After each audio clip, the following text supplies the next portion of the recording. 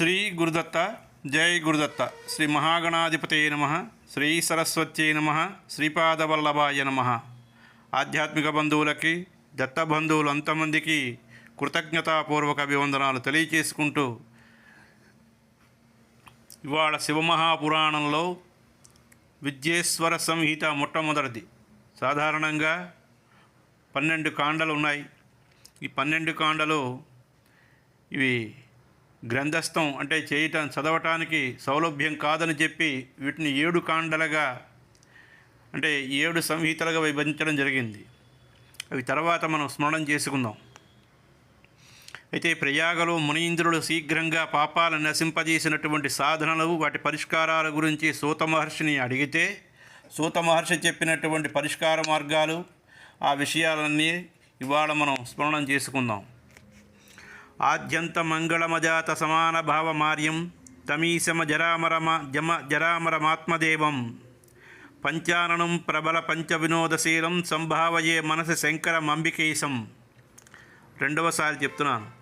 ఆద్యంత మంగళమజాత సమాన భావమార్యం తమీశమ జరామరమాత్మదేవం జర అమర ఆత్మదేవం పంచాననం ప్రబల పంచ వినోదశీలం సంభావయే మనసి శంకరమంబికేశం. ఆదిలోని మధ్యలోని నిత్యమంగళమయుడు, తనకు తానే సాటి అయినటువంటి వాడు, అతులనీయుడు, ఆత్మస్వరూపం ప్రకాశింపజేసినటువంటి దైవము, సద్యోజాతుడు, 5 ముఖాలు కలిగినవాడు, లీలగా అనాయాసంగా జగత్తు తాలూకా సృజనము, పాలనము, సంహారము, అనుగ్రహము, తిరోభారము అనే 5 ప్రబల కర్మలను చేస్తున్నటువంటి వాడు, సర్వశ్రేష్ఠుడు, అజరామరుడు, పరమేశ్వరుడు, అంబికాపతి, భగవంతుడైనటువంటి ఈశ్వరుడికి నేను మనస్సులో భగవదార్పితం చేసుకుంటూ ఎల్లప్పుడూ పంచాక్షరి నామాన్ని జపించుకుంటూ, కరములు జోడించి శిరస్సు వంచి సాష్టాంగ వందనం చేసుకుంటూ ఇవాళ మనం స్మరణం చేసుకుంటున్నాం. వ్యాస మహర్షి చెప్పాడు, ప్రయాగ క్షేత్రం గొప్ప ధర్మాలకి నిలయమైనటువంటిది, గంగా యమునల సంగమంతో శోభిల్లుతున్నటువంటి మహాక్షేత్రం, పుణ్యాలకి పుట్టినిల్లు, బ్రహ్మలోకానికి చేరడానికి అనువైనటువంటి మార్గం.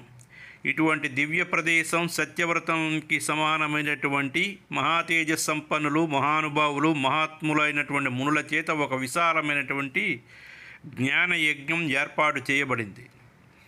ఆ జ్ఞానయజ్ఞం తాలూకా సమాచారాన్ని విని పౌరాణిక శిరోమణి వ్యాస మహర్షి శిష్యుడు మహాముని అయినటువంటి సూతుడు అక్కడికి రావడం, మునీంద్రుల్ని దర్శించడానికి ప్రయాగ క్షేత్రం చేరుకుంటే, సూత మహర్షి తాలూకా ఆగమనాన్ని విన్నటువంటి మునీశ్వరులంతమంది ఎంతో ఆశ్చర్యపడుతూ, ఆనందంతో, సంతోషంతో ప్రసన్న చిత్తులై సూత మహామునికి స్వాగతం పలికారు, సత్కారం చేశారు.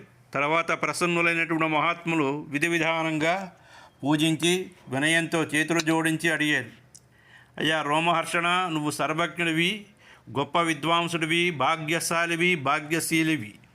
నువ్వు నీ ఆనందం కోసం వ్యాస మహర్షి నుంచి పురాణ విద్యని సంపూర్ణంగా పొందేశావు. రత్నాకరమైనటువంటి సముద్రం సారభూతమైనటువంటి రత్నాకారమైనట్లు నువ్వు ఆశ్చర్యకరమైనటువంటి కథలకి భాండాగారం నీ బుర్రంతాను. అటువంటి అద్భుతమైనటువంటి మేధా సంపత్తి కలిగినటువంటి వాడివి. 3 లోకాల్లోని భూత భవిష్యత్ వర్తమానాలకి మరి ఇంకేదైనా వస్తువు ఉన్నది అంటే అది నీకు తెలియనటువంటిది కాదు. ఏదో మా అదృష్టం బాగుంది కాబట్టి నువ్వు యజ్ఞానికి చూడటానికి వచ్చావు.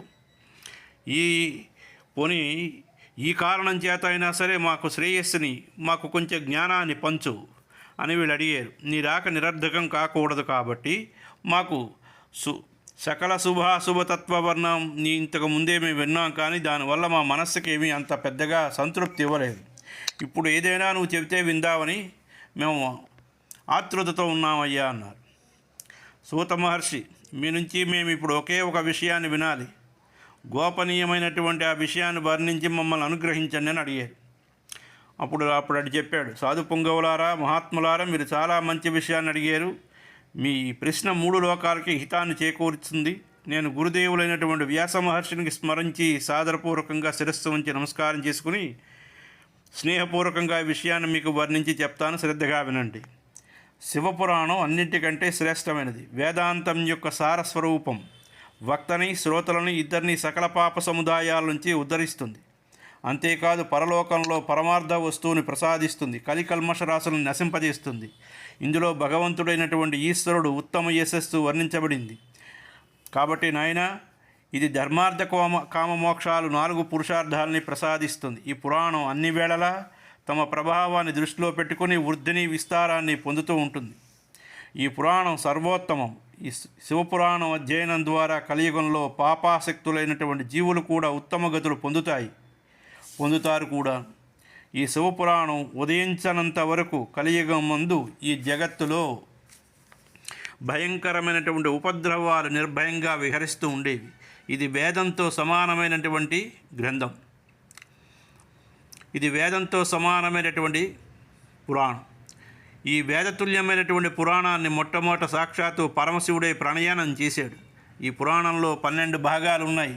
ఏమిటేమిటవి? విద్యేశ్వర సంహిత, రుద్ర సంహిత, వినాయక సంహిత, ఉమా సంహిత, మాతృ సంహిత, ఏకాదశ రుద్ర సంహిత, కైలాస సంహిత, శతరుద్ర సంహిత, కోటి రుద్ర సంహిత, సహస్రకోటి రుద్ర సంహిత, వాయవీయ సంహిత, ధర్మ సంహిత అనే 12 భేదములు లేనటువంటి ఖండాలు ఉన్నాయి. ఈ 12 సంహితలు ఎంతో పుణ్యప్రదములైనటువంటివి.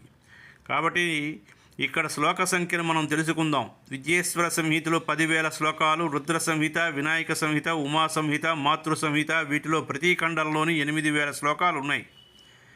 తర్వాత ఏకాదశ రుద్ర సంహితలో 13,000, కైలాస సంహితలో 6,000, శతరుద్ర సంహితలో 3,000, కోటి రుద్ర సంహితలో 9,000, సహస్రకోటి రుద్ర సంహితలో 11,000, వాయవీయ సంహితలో 4,000, ధర్మ సంహితలో 16,000 శ్లోకాలు.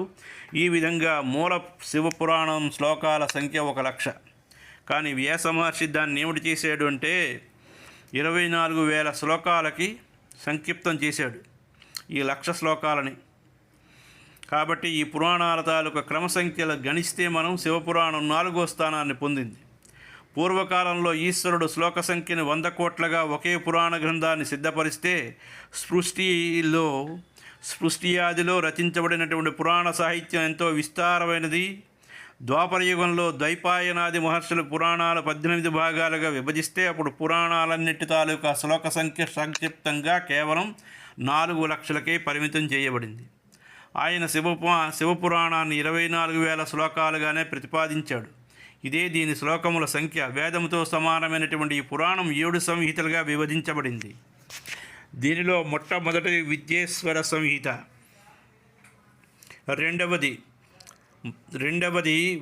రుద్ర సంహిత, మూడవది శతరుద్ర సంహిత, నాలుగవది కైలాస సంహిత, నాలుగవది కోటి రుద్ర సంహిత, 5వది ఉమా సంహిత, 6వది కైలాస సంహిత, 7వ దాని పేరు వాయవీయ సంహిత. ఈ 7 సంహితలతో కూడినటువంటి శివపురాణం వేదంతో సమానంగా ప్రామాణిక సిద్ధమైనది. అన్నింటికంటే మిన్నైనటువంటి ఉత్తమ గతులను ప్రసాదించి స్వచ్ఛమైనటువంటి శివపురాణం భగవంతుడి శివుని ద్వారా ప్రతిపాదించబడినటువంటి మహత్గ్రంథం. దీనిని శైవ శిరోమణి అయినటువంటి వ్యాస మహర్షి సంక్షిప్తంగా సంకలనం చేస్తే సకల జీవ సముదాయానికి ఉపకరించినది. కాబట్టి త్రివిధ తాపాలను చేయడంలో సాటి లేనిది. సత్పురుషులకి శ్రేయస్సుని చేకూరుస్తూ వేదాంత విజ్ఞానం ప్రధానంగా ఉండి నిష్కపటమైనటువంటి ధర్మాన్ని ప్రతిపాదించబడింది. కాబట్టి ఈ పురాణము ఈర్ష్యారహిత అంతఃకరణము కలిగినటువంటి విద్వాంసులకు తెలుసుకోవలసినటువంటి గ్రంథం. దీనిలో శ్రేష్టములైనటువంటి మంత్ర సమూహముల సంకలనం చేయబడి ఉంది. ధర్మార్థ కామాలని, త్రివర్గాలని పొందడానికి సాధనములు కూడా ఇందులో పొందుపరచబడి ఉన్నాయి. ఈ ఉత్తమమైనటువంటి శివమహాపురాణం పురాణాలన్నిటిలో శ్రేష్టమైనది. వేదాంతాలయందు తెలుసుకోదగి విలసిల్లడి ఒకటి పరమ వస్తువు పరమాత్మ యొక్క గానం ఇందులో చేయబడింది. ఈ కథని ఎంతో ఆదరంతో చదివేవాళ్ళు, వినేవాళ్ళు పార్వతీ పరమేశ్వరుల యొక్క కృపాకటాక్షాలకి పాత్రుడవుతారు. ఇది ఇవాళ విద్యేశ్వర సంహితలో మనం మొదటి అధ్యాయం పూర్తి చేసుకున్నాం.